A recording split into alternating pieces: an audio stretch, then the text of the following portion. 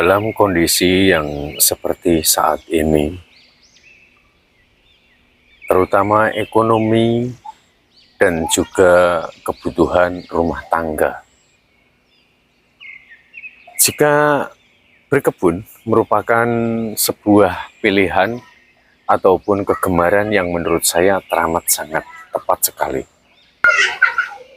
Semakin kebiasaan itu sering kita lakukan, maka dampak manfaat dari tanaman organik yang kita upayakan, kita akan semakin mampu membedakan kualitas mana yang lebih baik.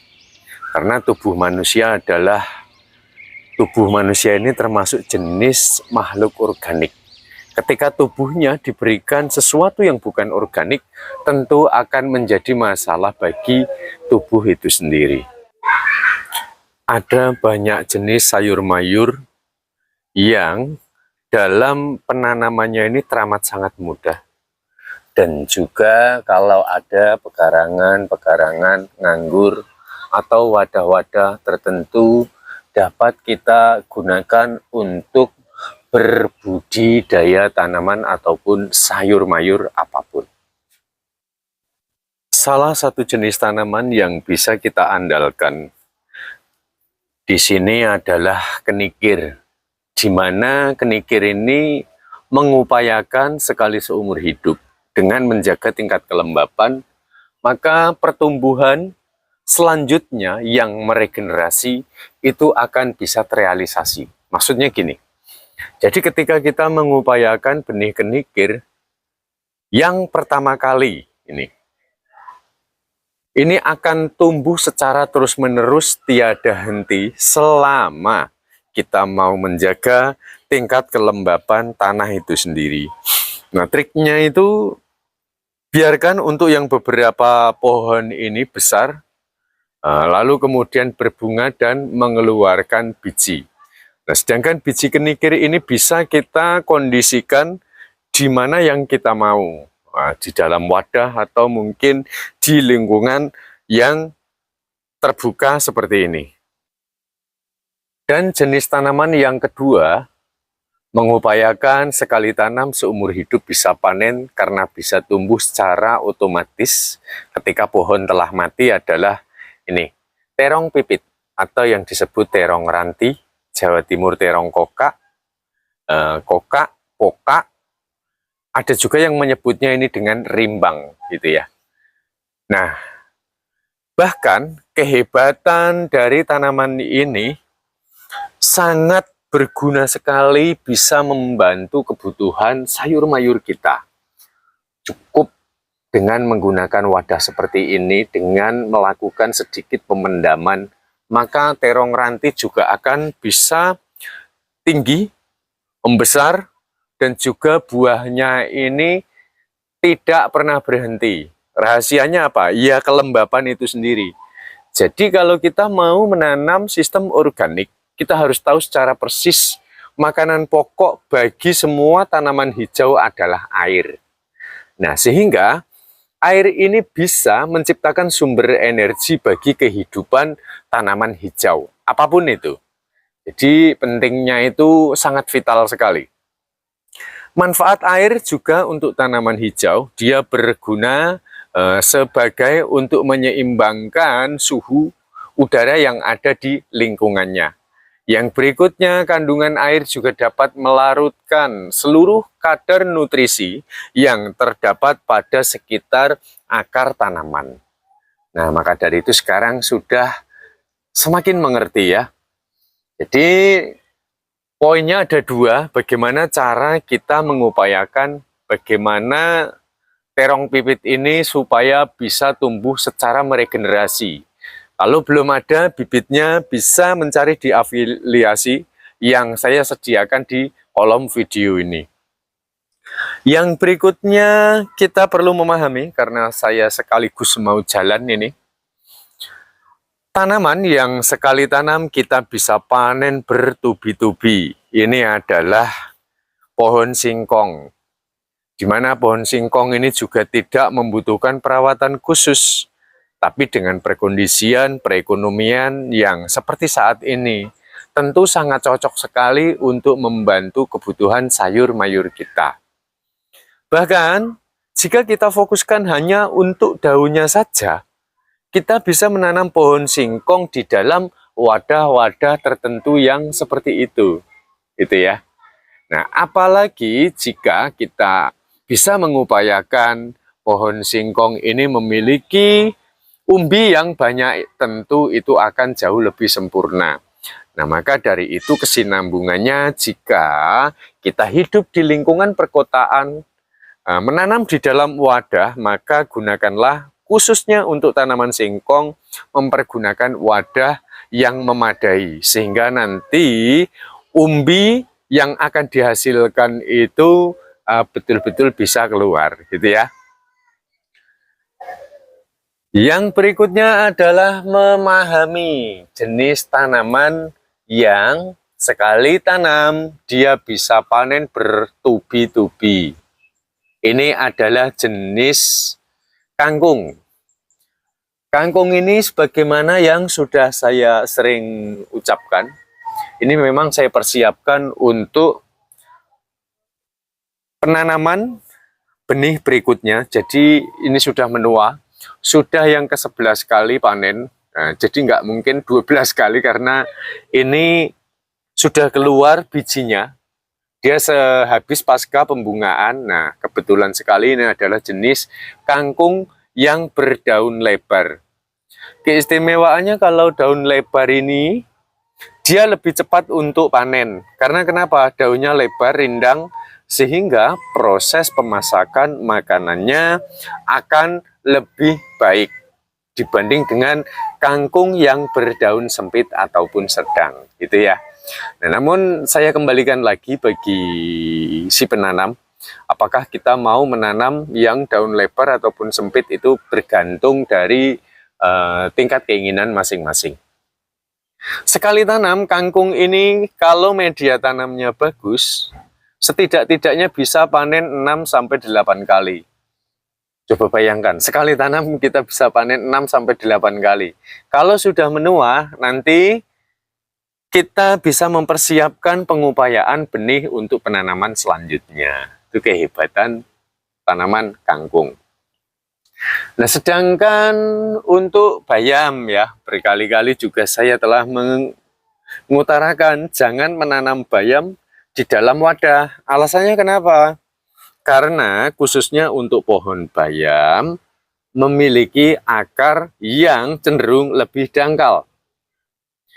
Kalau kita menanam di dalam satu wadah yang seperti itu, sekali bayam ini telat nyirami dan daunnya rusak, maka akan sulit untuk diselamatkan, gitu ya.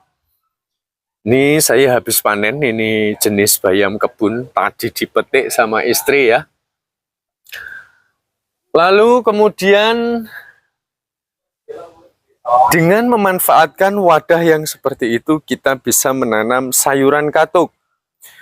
Betapa teramat sangat mudah sekali, di mana kalau kita mau tanam katuk, cukup dipangkas, ditancapkan.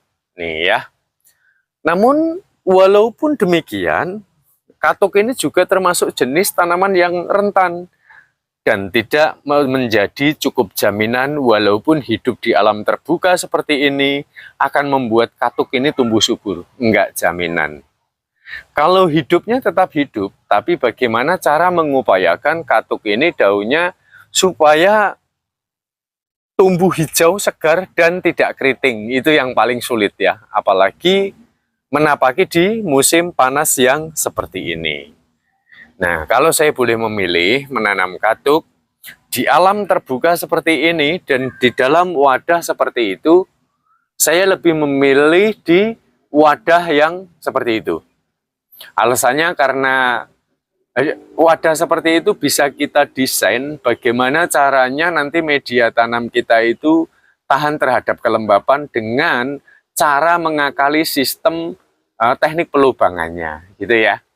Nah, karena ini kan asli, walaupun di alam terbuka nggak menjamin katuk ini akan bisa tumbuh dengan baik. Itu tidak menjadi jaminan gitu ya. Menanamnya gampang, toh kalau kita menanamnya di dalam wadah seperti ini, betapa kita akan lebih mudah cara mengkondisikannya. Dan tergolong jika kita membiasakan di pekarangan dari skala kecil, menggunakan wadah-wadah seperti ini tentu akan lebih rapi gitu ya. Seandainya nanti kok tanaman kita ini dikerumuni oleh rumput dan sulit untuk mengkondisikannya, kita bisa mencongkelnya, kita angkat keluar, tanaman kita tidak mati. Loh ya toh. Tapi kalau kita menanam di alam terbuka seperti ini, kita congkel, ya pasti banyak matinya gitu ya. Yang berikutnya, karena ini waktunya juga sudah sore, pokoknya video ini saya teruskan, saya lewatkan gitu saja. Ini sudah mendekati waktunya maghrib.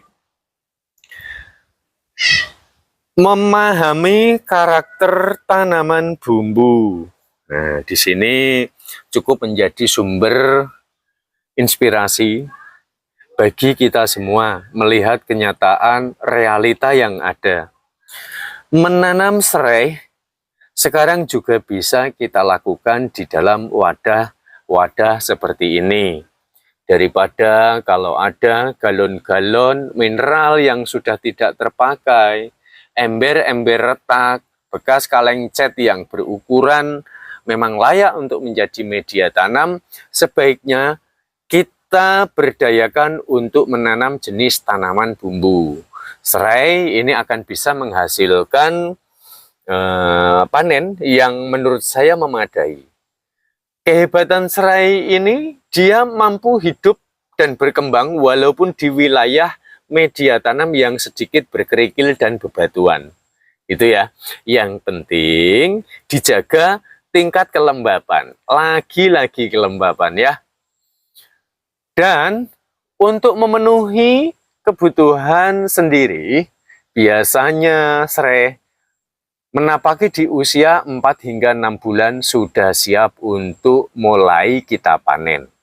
Untuk memenuhi kebutuhan kita sendiri ya. Namun, biasanya kalau mau dijual, mau dipakai untuk berbisnis, saya anjurkan dipanen di usia 8 bulan ke atas.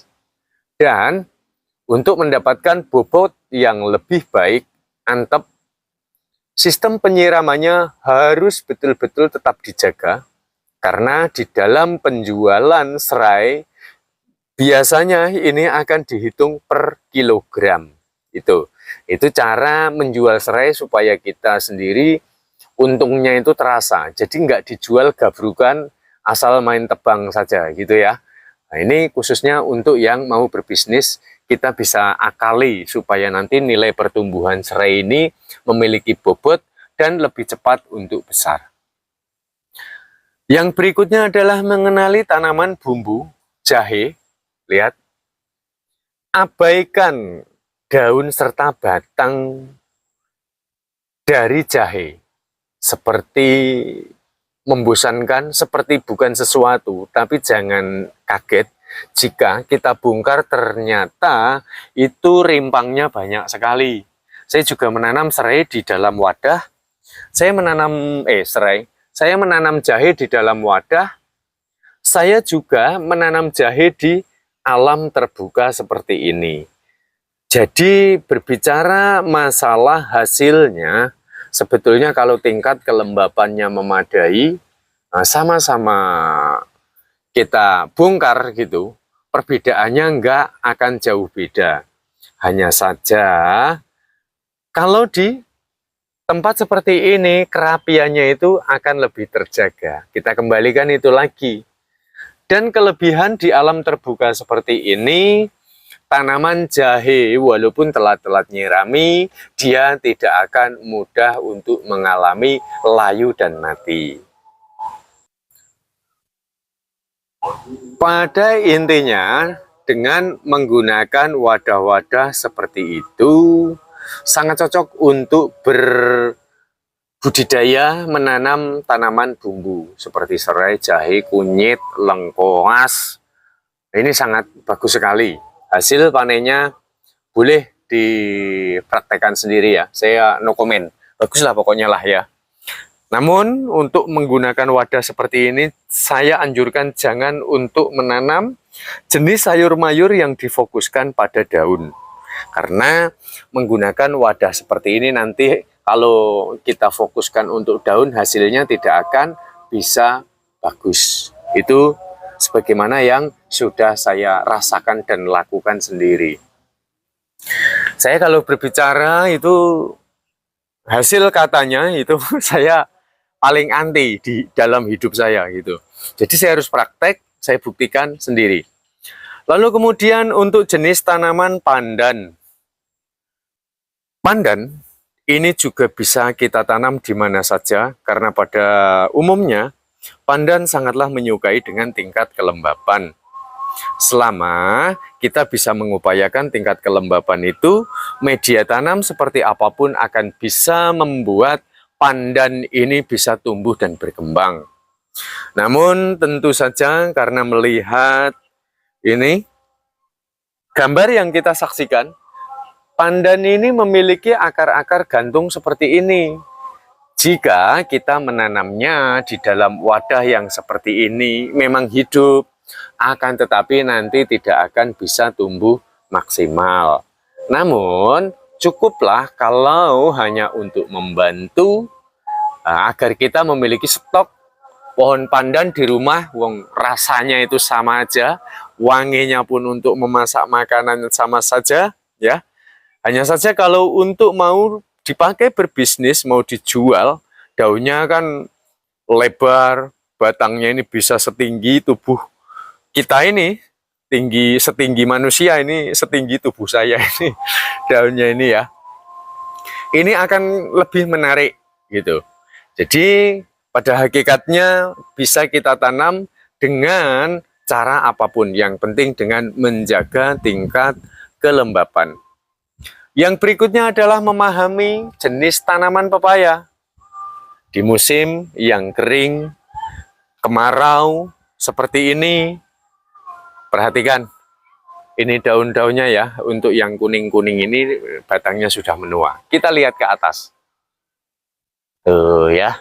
Fakta membuktikan bahwa tanaman ini dia mampu bertahan dalam perkondisian yang sesulit apapun. Maksudnya kemarau gitu ya. Selama masih ada sedikit kelembapan, biasanya tanaman pepaya ini akan mampu bertahan dan tumbuh menghasilkan buah. Nah, di sini referensinya, kehebatan pepaya itu dia sekali berbuah, maka seumur hidupnya dia akan tetap selalu berbuah sampai dia mati. Ada tanda kutipnya, yang penting tingkat kelembapannya ini harus selalu dijaga. Nah, jika kita mendapati pepaya yang berhenti berbuah, berarti ada masalah dengan media tanamnya. Kalau tidak keras, berarti media tanamnya ini tingkat kelembapannya itu sudah minus sekali gitu ya. Maka kita harus membantu sistem penyiraman. Nah, kehebatannya kan hidupnya tidak ketergantungan dengan bantuan kita. Enaknya kalau menanam pepaya seperti itu. Nah, di sini saya mau membongkar rahasia sedikit. Buktikan sendiri ya. Dulu saya ini tidak berani memakan makanan yang pedas karena perut saya ini menolak, nggak kuat gitu. Tapi ketika saya melakukan dengan sistem organik, dengan bahan-bahan yang alamiah, yang ada di sekitar lingkungan rumah saya untuk dijadikan sebagai pupuk kompos organiknya, saya sudah berani makan pedas lagi. Nah, gitu. Jadi, kelanjutannya seperti apa sudah dapat mengira-ngira sendiri.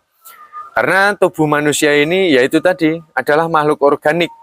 Ketika kita memakan cabai organik, wong tubuh organik, ini akan lebih bisa diterima di dalam pencernaan kita.